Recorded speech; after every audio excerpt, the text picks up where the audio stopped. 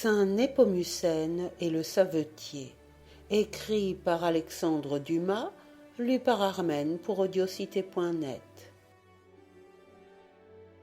Si par hasard, cher lecteur, il vous arrive de voyager dans la Silésie, vous trouverez dans plusieurs vieilles villes, dans les églises comme sur les ponts, les statues en pierre ou en bois d'un saint fort révéré. Ce saint se nomme Saint Népomucène.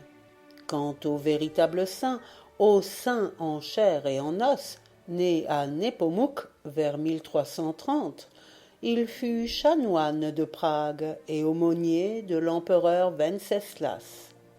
Mais ayant refusé de lui révéler la confession de l'impératrice Jeanne, il subit héroïquement la torture et fut jeté dans la Moldau où il se noya.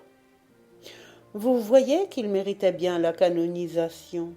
Aussi Benoît VIII le canonisa-t-il.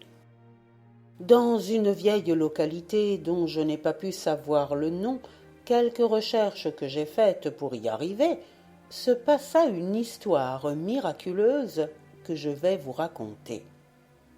Il y avait un savetier dans le genre de celui dont nous parle La Fontaine.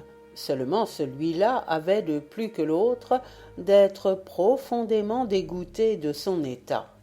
Il est vrai qu'eût-il exercé tout autre état que celui de savetier, il eût pensé de même, car à vrai dire, le travail, quel qu'il fût, était pour lui une chose insupportable, et il pensait très sérieusement que le bon Dieu aurait parfaitement pu donner à un brave homme comme lui assez de fortune pour vivre tranquillement sans rien faire jusqu'à la fin de ses jours. Vous devez penser, cher lecteur, qu'avec ce penchant à la paresse, notre savetier ne devait pas avoir en abondance ce qu'il regardait comme les condiments nécessaires d'une existence heureuse, c'est-à-dire la bonne chair et le bon vin.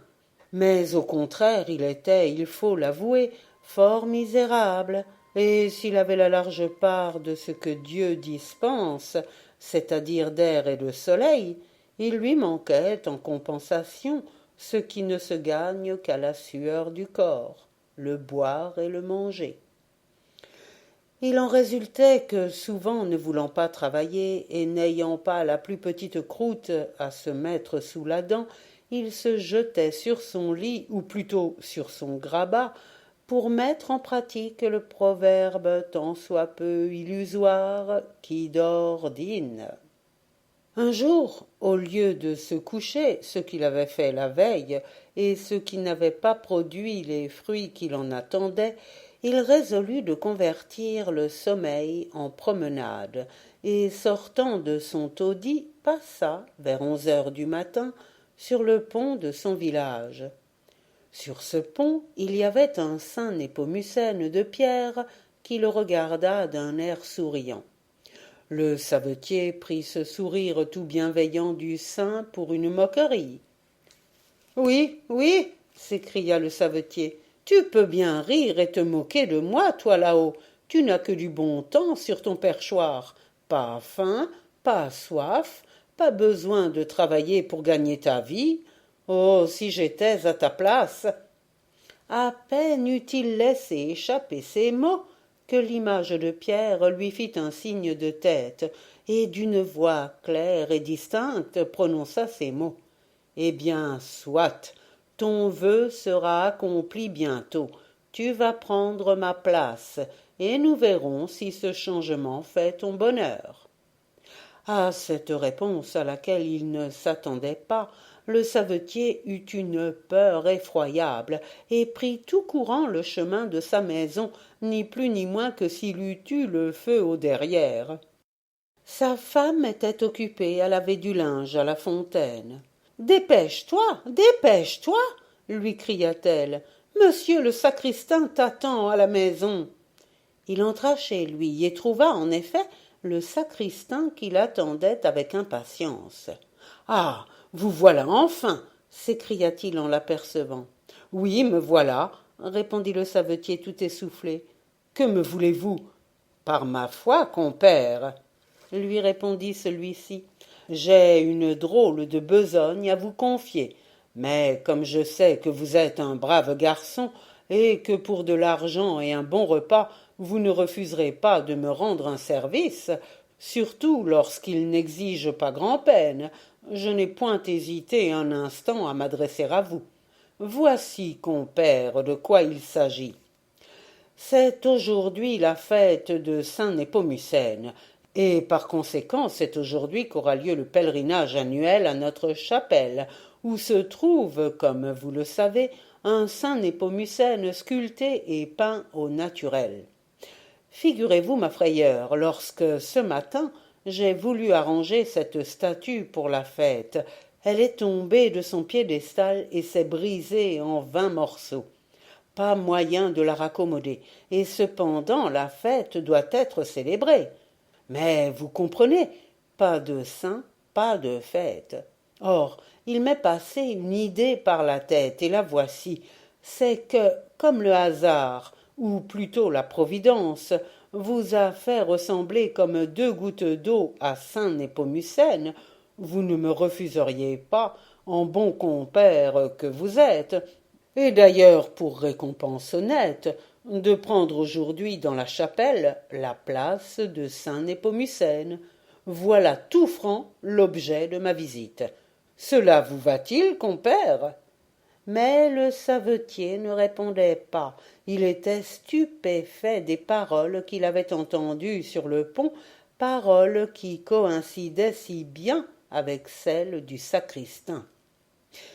Il regarda l'homme d'église, les yeux tout écarquillés, la bouche à moitié ouverte, en balbutiant.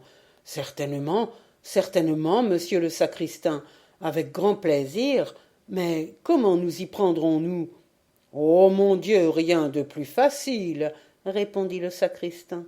Suivez-moi tout de suite à la maison, et je vous donnerai les explications nécessaires. Si par hasard vous n'aviez pas encore dîné, je vous offrirai une excellente soupe à la bière et votre part de ces délicieuses omelettes que ma cuisinière sait si bien préparer. Quant à une bonne bouteille de vin de Hongrie, ne vous en inquiétez point, vous savez que j'en ai quelques-unes en cave. C'était plus qu'il n'en fallait pour séduire notre savetier, à jeun comme il était. Il suivit à grands pas le sacristain, ayant la tête tellement brouillée de ce qui lui arrivait qu'il cria en passant à sa femme. « Ne t'inquiète pas de moi, Catherine, je vais dîner chez saint Népomucène. » Celle-ci le suivit des yeux avec étonnement. La bonne femme craignait que la faim n'eût monté au cerveau de son mari et ne l'eût rendu fou. En effet, comme le sacristain le lui avait promis, notre héros trouva le dîner prêt et la soupe à la bière fumant sur la table. 3 assiettes qu'il se servit successivement de celle-ci et qu'il absorba en moins de 3 minutes prouvèrent le cas qu'il en faisait. Puis vint l'omelette, jaune comme de l'or, rissolée à point, pas trop ferme, pas trop baveuse, une véritable omelette d'amateur, dans laquelle entraient 15 œufs et un quart de beurre, et que le futur saint Népomucène mangea presque entièrement à lui seul. Il va sans dire que pour son compte, notre homme arrosa de 2 bouteilles de vin ce copieux repas. Aussi, se renversant sur sa chaise, poussa-t-il, lorsqu'il eut terminé, un soupir de satisfaction, comme il ne lui en était pas échappé depuis longtemps.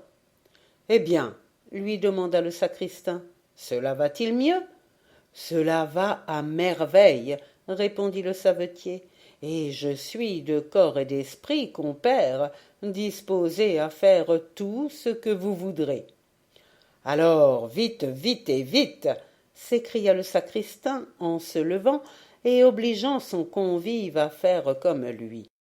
Il faut vous habiller promptement, car les cloches commencent déjà à sonner, et les pieux pèlerins ne tarderont pas à venir. Là-dessus, ils se rendirent tout courant à la chapelle, et là, notre savetier fut revêtu des splendides habits et du bonnet pointu de saint Népomucène. Ensuite le sacristain lui colla une longue barbe qui lui emboîta le bas du visage. Et en effet, habillé de cette façon, notre homme avait une si grande ressemblance avec le saint que sa femme elle-même eut eu peine à le reconnaître. Là, dit le sacristain lorsque le déguisement fut complet, montez maintenant sur ce piédestal, au-dessous de ce grand lustre, c'est là votre place. Tenez ce livre dans votre main droite et étendez le bras gauche comme vous me voyez le faire. Là. Maintenant levez un peu la tête et dirigez votre regard vers le ciel, afin de paraître convenablement pieux. Après avoir instruit de cette façon son compère, et ne trouvant plus rien à lui dire sur l'attitude du corps et l'expression de la figure, le sacristain s'éloigna en disant « Pas mal du tout, pas mal, cela ira bien. » Mais à peine le sacristain, la main placée en abat-jour sur les yeux, avait-il fait quelques pas en arrière en félicitant son compère, que celui-ci poussa un cri terrible qui résonna par toute la chapelle. « Marie et Joseph !» hurla-t-il en même temps qu'il saisissait son nez de la main gauche, comme s'il eût eu l'intention de l'allonger jusqu'à sa ceinture. « Pour l'amour de Dieu, compère, qu'avez-vous donc ?» demanda le sacristain en revenant vivement à lui. « Est-ce que quelque tarentule vous a piqué pour que vous criez si pitoyablement ?»« Non, » répondit le savetier les larmes aux yeux. « Non, c'est cette maudite bougie du lustre qui coule, et qui, en coulant, me dégoûte toute ardente sur le bout du nez. Que l'on m'appelle coquin, si dans 5 minutes il n'y paraît point une cloche large comme une pièce de 20 sous. »« Voyons, dit le sacristain cherchant à l'apaiser, tournez la tête un peu de côté, et ce qui est arrivé une fois n'arrivera plus. Du reste, je ne regarderai pas à quelques pièces de monnaie comme prix de vos douleurs. Seulement, pour l'amour de Dieu, ne faites pas de scandale pendant l'office. La chose pourrait nous coûter cher à tous deux, car vous comprenez qu'il faut rester muet et immobile, comme si vous étiez une vraie statue. »« Soyez tranquille, compère, » répondit le savetier, alléché par la promesse de quelques pièces de monnaie offertes par le sacristain, et en reprenant une meilleure attitude. « Je vais tâcher de faire ma besogne en conscience. » Le sacristain s'éloigna tout à fait rassuré, et le nouveau saint demeura seul dans la chapelle. Notre saint Jean Népomucène, par intérim, éprouva un véritable sentiment de bien-être en se trouvant seul dans l'église. Cette solitude lui permettait de se mettre à l'abri des gouttes de bougie qui continuaient de couler du lustre et de tomber à l'endroit où un instant auparavant se trouvait son nez. Mais un instant après, il se trouva que les rayons ardents d'un soleil de juin, pénétrant par une fenêtre ouverte, s'avancèrent graduellement sur son visage et finirent par lui donner en plein dans les yeux. Ce n'était rien tant que le pauvre savetier pouvait rejeter son visage à gauche et à droite et cligner des yeux, mais cela promettait de devenir insupportable lorsque la chapelle serait pleine de monde et qu'il lui faudrait rester immobile sous ce rayon de soleil qui lui brûlait les yeux et sous cette cascade de bougies qui lui brûlait le nez. Il n'y pensait qu'en frémissant. Mais il était trop tard maintenant pour réfléchir, et si critique que fût sa position, il était forcé de l'accepter, puisque c'était lui qui, par son souhait inconsidéré, se l'était faite. Au reste, le supplice qui lui était promis ne se fit point attendre. La porte de la chapelle venait de s'ouvrir. La foule commençait d'entrer, et bientôt elle fut si grande que, quoique l'on s'étouffât littéralement dans la chapelle, il y avait encore plus de monde dehors que dedans. Vous concevez, cher lecteur, que cette affluence si considérable ne fit qu'augmenter la grande chaleur. Le pauvre savetier, dont le soleil, toujours plus chaud et plus ardent, continuait de brûler le visage, se trouva en peu de temps baigné de sueur, de sorte qu'il soupirait à voix basse. Hélas, hélas, quel bonheur est celui des gens qui sont indignes de la lumière du soleil! Et non seulement il souffrait physiquement, mais à cette souffrance se joignait la crainte que l'on ne s'aperçût de cette sueur qui lui coulait du visage et de ce tressaillement involontaire qui agitait tout son corps à chaque goutte de cire qui lui tombait sur le nez. Par bonheur, sa terreur était exagérée. Les pieux campagnards et les sombres mineurs de la Silésie ne pouvaient supposer la substitution, car la ressemblance avec le saint était, grâce à la barbe, si grande qu'ils croyaient être en face d'une véritable statue. Tous étaient agenouillés autour du faux Népomucène et disaient ardemment leur chapelet, et si quelqu'un d'entre eux levait la tête, ce n'était pas doute ou curiosité, c'était par dévotion. Aussi, parmi toute cette foule qui encombrait la chapelle, il n'y avait que le sacristain qui sût à quoi s'en tenir. Pour le punir de son imposture, sans doute, saint Népomucène lui avait rendu la vue plus perçante encore, de sorte qu'il comptait chaque goutte de sueur qui tombait de son front, de sorte qu'il tressaillait à chaque goutte de cire qui lui tombait sur le nez. Il en résultait qu'il tremblait et frissonnait à chaque tremblement et à chaque frissonnement du malheureux savetier. Pour donner quelque soulagement à son compère, il monta dans le chœur et ouvrit une fenêtre. De cette façon, se disait-il en lui-même, mon pauvre compère pourra respirer, et l'air qui arrivera jusqu'à lui le soulagera. C'était une bien malheureuse idée qu'avait là le sacristain. En dehors de la fenêtre se jouait une immense quantité de mouches. Ces pauvres insectes, que la chaleur avait altérés outre mesure, se précipitèrent dans l'église, et, plus clairvoyants que les fidèles, virent cette rivière de sueur qui coulait le long du visage de la fausse statue. En outre, le savetier était si pressé qu'après avoir mangé la soupe à la bière, soit par faute de temps, soit par sensualité, il avait négligé d'essuyer ses lèvres, de sorte que ce fut particulièrement sur ses lèvres encore sucrées que s'abattit l'essaim bourdonnant. En quelques secondes, la tête du faux Népomucène eut l'air d'une ruche. Vous avez éprouvé, cher lecteur, le chatouillement que vous cause une mouche qui, quoique vous la chassiez, revient obstinément se poser sur votre visage.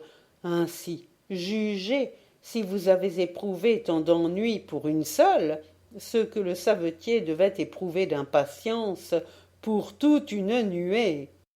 Le pauvre diable se croyait dans le purgatoire. Le supplice devint si grand que, sans l'influence du vrai Népomucène, influence vraiment miraculeuse, il n'y a aucun doute que les formidables grimaces que faisait le savetier eussent chassé tout le monde de la chapelle.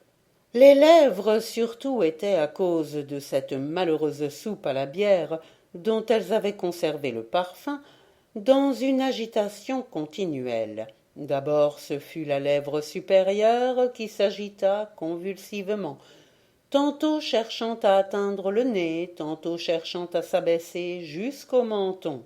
Puis, ce qu'il ne pouvait faire avec la lèvre supérieure, il tenta de le faire avec la lèvre inférieure, et comme il ne réussissait ni avec l'une ni avec l'autre, il imprima à sa bouche tout entière un mouvement de va-et-vient qui semblait avoir pour but de se mordre tantôt l'oreille droite, tantôt l'oreille gauche. Mais comme cette torture n'était point assez grande, le faux Népomucène en vit une autre s'apprêter pour lui.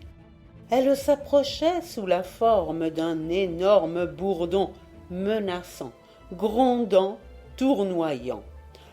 D'abord l'animal parut être entré par hasard et parce qu'il avait trouvé la fenêtre ouverte. Il volait innocemment à droite, à gauche, sans paraître avoir aucun mauvais dessein. Puis son attention parut attirée par l'essaim de mouches qui tournoyaient autour du savetier. Il se dirigea du côté où il vit la foule de ses congénères, sans autre but apparent qu'une vague curiosité. Le faux Népomucène, depuis son entrée dans l'église, ne l'avait point perdu de vue. Ses yeux le suivaient avec inquiétude dans tous les cercles qu'il avait tracés, et c'était avec terreur qu'il s'apercevait que chaque cercle le rapprochait de lui. Enfin il entendit retentir son bourdonnement à ses oreilles, et comprit que ce n'était qu'un choix bien calculé de la place où il devait se reposer qui arrêtait le bourdon. Bientôt tous ses doutes furent fixés. Le bourdon se posa sur le bout extrême de son nez. Le savetier, à moitié fou, au risque du scandale qu'il allait causer, résolut de sauter de son piédestal au milieu du chœur. Il fit un violent effort, mais ses pieds tenaient au piédestal, impossible à lui de bouger. En ce moment le chatouillement du bourdon devint tellement insupportable qu'il essaya de l'écraser avec son livre, mais la main resta immobile. Comme s'il eût été au courant des mauvaises intentions que le savetier avait à son égard, le bourdon lui enfonça son aiguillon dans le nez. Oh, cette fois la douleur lui arracha un cri terrible. Par bonheur, il n'eut que l'intention de crier, de même qu'il était devenu immobile, il était devenu muet. Alors il comprit qu'il était bien autrement malheureux encore qu'il n'avait pu jusque-là s'en douter. Il était devenu une vraie statue, sans acquérir les privilèges du marbre ni du bois, c'est-à-dire que, muet, immobile, avec l'apparence d'un corps de bois, il avait les tristes privilèges de l'homme, c'est-à-dire de continuer à penser et à souffrir. « Oh mon Dieu !» murmura-t-il au fond de lui-même en se rappelant la malédiction du Christ sur son confrère le savetier de Jérusalem. « Me voilà donc devenu le contraire du juif errant. Lui, une fois en marche, n'a pas pu s'arrêter. Moi, une fois arrêté, je ne puis plus me mettre en marche. Oh malheureux, malheureux que je suis, j'en ai pour jusqu'au jour du jugement dernier. » Cette pensée, vous le comprenez bien, cher lecteur, joignit à ces souffrances corporelles des souffrances morales bien autrement terribles.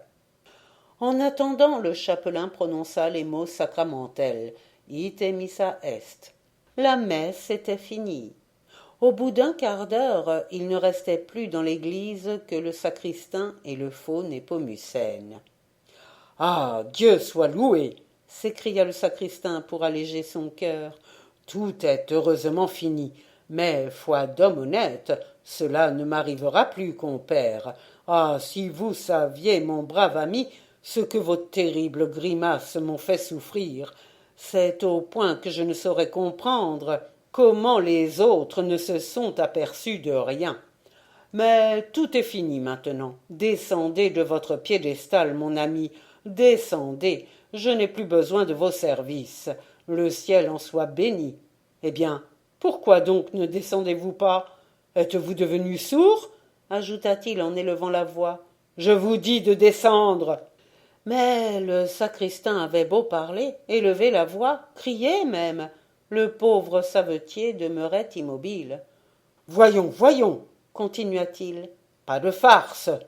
Peste, tu es d'une bonne constitution, toi, d'avoir encore le courage de rire après ce qui vient de se passer. Descends, descends. et joignant le geste à la parole, il le prit par la jambe pour hâter cette descente qu'il réclamait. Mais à peine l'eut-il touché qu'il poussa un cri. Il venait de sentir que la jambe du savetier était devenue dure comme du bois. Miracle, épouvantable miracle, s'écria-t-il plein de terreur. Saint Népomucène me punit de mon imposture. Non seulement je vais perdre mon emploi et mon pain, mais on va m'accuser d'avoir tué mon compère, que l'on a vu près de moi dans les derniers moments. Ô grand saint Népomucène, ajouta-t-il en se jetant à genoux à demi mort de frayeur, je ne t'ai offensé que cette fois, mais je te jure de ne plus le faire. Aide-moi donc à me tirer de cette terrible position, ô grand saint Népomucène. Et en même temps à cette prière du sacristain, le savetier en joignait une autre, muette, il est vrai, mais non moins ardente. Ô grand saint Népomucène, disait-il au fond de son cœur, toute ma vie je n'ai été qu'un paresseux et un vaurien, mais à partir d'aujourd'hui je te promets de devenir un tout autre homme et de ne plus obéir à mes mauvais instincts. Aide-moi seulement à quitter cette attitude. Si j'ai tant souffert pour 2 heures, que serait-ce donc, bon Dieu, pour l'éternité?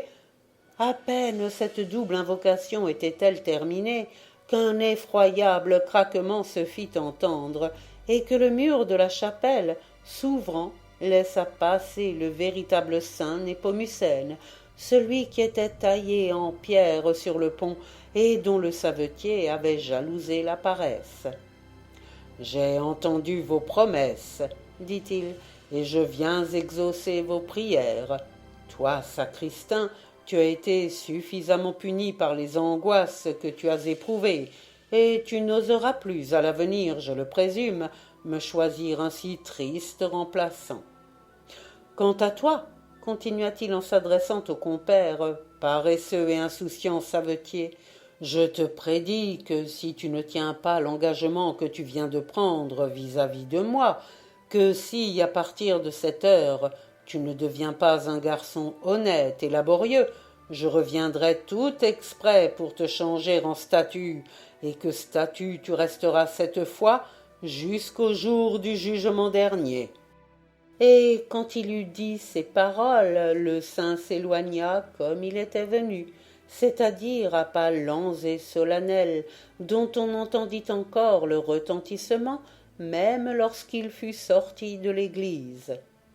Lorsqu'il eut disparu, il sembla au sacristain et à son compère que pour la seconde fois il revenait au monde.